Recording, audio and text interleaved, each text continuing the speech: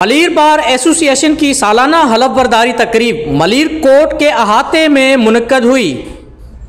तकरीब में मेहमान खुसूसी chief justice of Sindh high court justice Ahmed Ali Shaikh थे, जिन्होंने मुंतखब ओहदेदारों से हलफ लिया। तकरीब से खिताब करते हुए chief justice Sindh high court justice Ahmed Ali Sheikh ने कहा कि कराची से खैबर और किंजर से कारूंजर तक हमारा वतन है और तमाम बार्स हमारी हैं। उन्होंने कहा कि रियासती इदारे मजबूत हों तो मुल्क मजबूत होता है और मुल्की इदारे मजबूत हैं जिन पर हमें फ़ख्र है।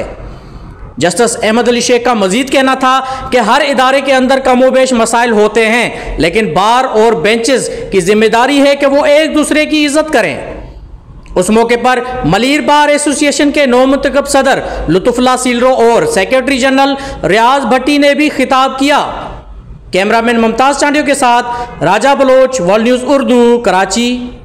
जज वेस्ट और हमारे डिस्ट्रिक्ट जज साहब मोहम्मद लोधी साहब और मैं समझता हूँ हमारे सामने जो डिस्ट्रिक्ट जज साहब अरशद मुर्तज़ा साहब यहाँ तकरीबन 2 साल से खिदमत पेश कर रहे हैं और वो यहाँ मौजूद हैं।